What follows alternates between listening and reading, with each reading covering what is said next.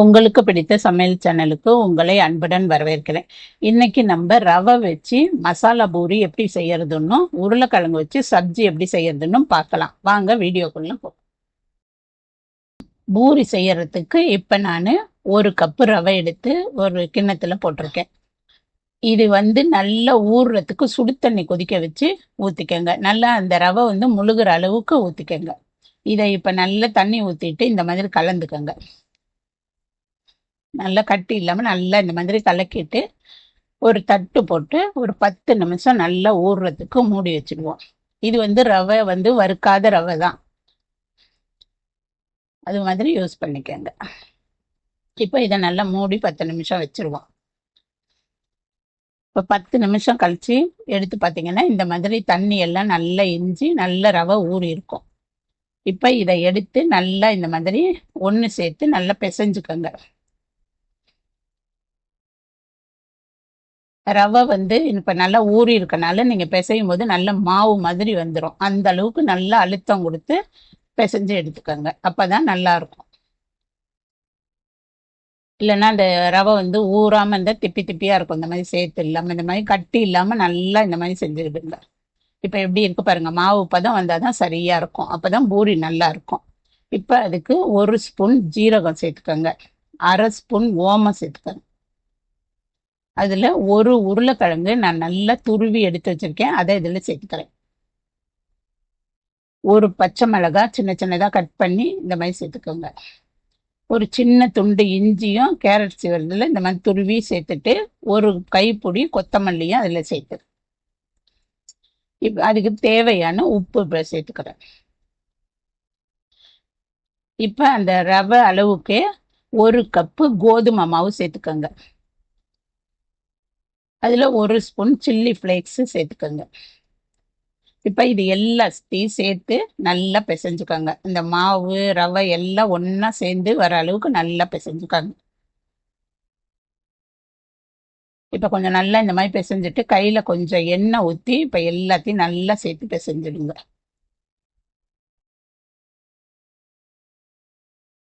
ஏன்னா உருளைக்கிழங்கும் இந்த ரவையும் கொஞ்சம் ஈரம் இருக்கனால தண்ணி எல்லாம் எதுவும் ஊற்ற வேண்டாம். இந்த மாதிரி நல்லா பிசைஞ்சு எடுக்கும் போதே கை கரெக்டாக சாஃப்டாக இருக்கும். கொஞ்சம் லூஸாக இருந்தது அப்படின்னா கொஞ்சமாக நீங்கள் கோதுமை மாவு சேர்த்துக்கோங்க, ரவை சேர்த்துறாதீங்க. அப்போ அது சரியாக இருக்கும். இப்போ இந்த அளவுக்கு நல்லா பிசைஞ்சிட்டு இதை ஒரு 10 நிமிஷம் ஊற வச்சிருங்க. அப்போ தான் நல்லாயிருக்கும் மசாலாலாம் ஊறி. அதுக்கப்புறம் எடுத்து இந்த மாதிரி சின்ன சின்னதாக உருண்டையாக உருட்டி வச்சு இந்த மாதிரி சப்பாத்தி கட்டையில் வச்சு தேய்ச்சிக்கோங்க. பூரி மசாலா பூரிக்கு இந்த மாதிரி இந்த அளவு சின்னதாக இருந்தால் தான் நல்லாயிருக்கும். ரொம்ப பெருசாக தேய்க்காதீங்க, இந்த அளவு இருந்தாலே போதும். இதே மாதிரி எல்லா இதையும் தேய்ச்சி நம்ம தட்டில் எடுத்து வச்சுட்டு அதுக்கப்புறம் பொரிச்சுக்கலாம். அப்போ சரியாக இருக்கும். இப்போ இந்த அளவுக்கு தேய்ச்சிக்கோங்க. இந்த மாதிரி வட்டமாக வரல அப்படின்னா ஒரு டிஃபன் பாக்ஸ் மூடி வச்சு கூட நீங்கள் அழுத்தி எடுத்துக்கோங்க. இப்போ நம்ம எண்ணெய் நல்லா காய வச்சுட்டு இந்த மாதிரி ஒவ்வொன்றா போட்டு எடுங்க. அப்போ நல்லாயிருக்கும். இந்த மாதிரி போட்டுட்டு இது மேலே எண்ணெய் எப்படி மொண்டு ஊற்றுமே நல்லா அது உப்பி வந்துடும். இது ரவை சேர்த்துருக்கனால கொஞ்சம் பொறுமையாக தான் வேகும். ஏன்னா கோதுமை மாவுனா டக்குன்னு நம்மளுக்கு உப்பி வந்துடும். இது ரவைன்றனால கொஞ்சம் பொறுமையாக வேகும். அதனால பார்த்து கரெக்டாக திருப்பி எப்படி எடுத்துக்காங்க.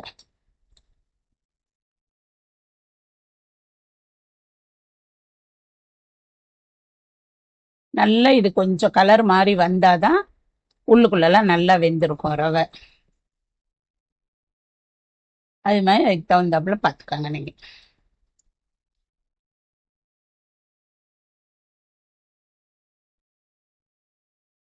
நல்ல எண்ணெய் கொதிச்சது கொஞ்சம் சிம்மில் வச்சுக்கோங்க. ரொம்ப ஸ்லோ பண்ணீங்க அப்படின்னா பூரி எண்ணெய் குடிக்கும். அதுக்கு தகுந்தாப்புல பார்த்துக்கோங்க.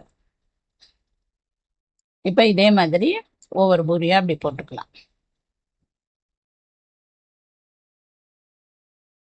எப்பயுமே ரொம்ப சிம்மில் வச்சிடாதீங்க, பூரிக்கு மட்டும் எண்ணெய் ரொம்ப குடிச்சிடும். அதனால பார்த்தே செய்யுங்க. இது மட்டும் கொஞ்சம் பொறுமையாக. இப்போ இது மாதிரி மெல்ல அப்படி திருப்பிக்கணும். இது ரொம்ப டேஸ்டாக இருக்கும். நம்ம எப்போதும் செய்கிற பூரியை விட இந்த மசாலா பூரி ரொம்பவே டேஸ்டாக இருக்கும். அதனால நீங்கள் ஒரு முறை செஞ்சு பாருங்கள், நல்லாயிருக்கும். செய்யறது ரொம்ப ஈஸி தான், ஒன்றும் ரொம்ப கஷ்டமெல்லாம் இல்லை. ரவை சேர்த்து செய்கிறோம், அவ்வளோதான். இப்போ நம்ம பூரியை ரெடி பண்ணி எடுத்து வச்சுட்டோம். இப்போ அதுக்கு தேவையான சப்ஜி பண்ணுறதுக்கு ஒரு கடாய் வச்சு நான் ஒரு 2-3 ஸ்பூன் எண்ணெய் ஊற்றிக்கிறேன்.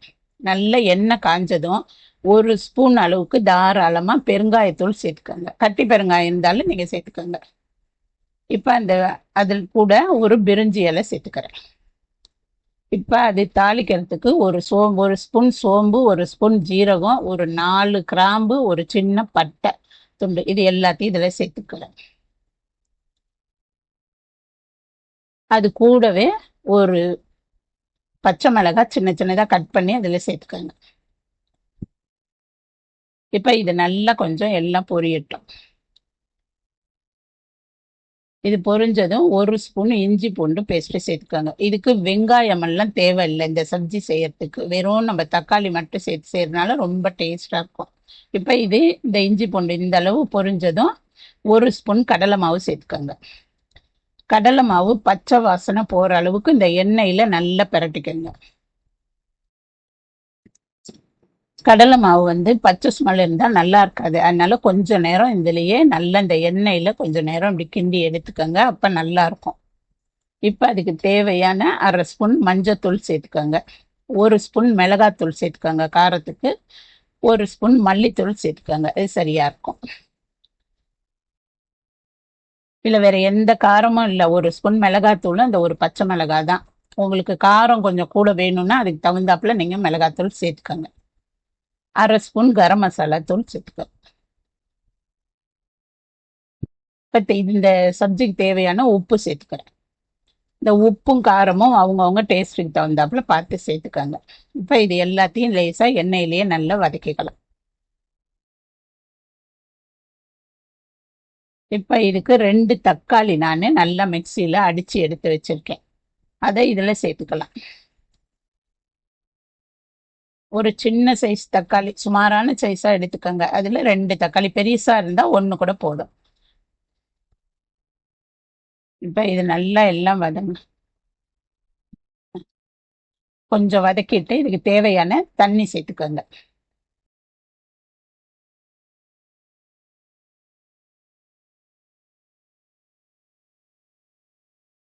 இந்த அளவு கொதிச்சதும் வேக வச்சு எடுத்து வச்சிருக்க இந்த உருளைக்கிழங்கு இதில் சேர்த்துக்கலாம். உருளைக்கிழங்கு ரொம்ப மசிச்சிடாதீங்க. இந்த மாதிரி 1-2 அப்படி உடச்சி விடுங்க.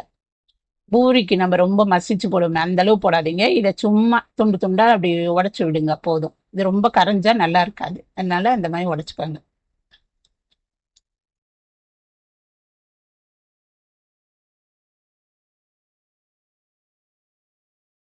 இப்போ இது எல்லாத்தையும் சேர்த்து நல்லா ஒரு கலக்கிடுங்க. இப்போ இந்த அளவுக்கு தண்ணியா இருந்தாதான் அந்த பூரிக்கு டேஸ்டா இருக்கும். ரொம்ப திக்காலாம் இருக்கக்கூடாது. இப்போ இந்த அளவு கொதிச்சா சரியா இருக்கும் நமக்கு. இப்போ நீங்க டேஸ்ட் உப்பு காரம் பார்த்துட்டு இந்த வேணும்னா இந்த நேரம் சேர்த்து. இப்போ நமக்கு சப்ஜி ரெடி ஆயிட்டனால நான் இதில் ஒரு கொத்து புதினாவும் கருவேப்பிலையும் சின்ன சின்னதாக கட் பண்ணி வச்சிருக்கேன். அதை இதில் சேர்த்துக்கிறேன். சேர்த்து ஒரு கலக்கிட்டு ஸ்டவ்வை ஆஃப் பண்ணிக்கலாம்.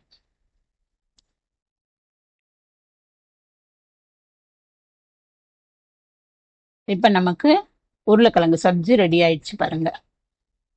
இதை நீங்களும் வீட்டில் செஞ்சு பார்த்துட்டு எப்படி இருக்குன்னு கமெண்ட் பண்ணுங்க, லைக் பண்ணுங்க, ஷேர் பண்ணுங்க. மறக்காம சப்ஸ்கிரைப் பண்ணுங்க. நன்றி.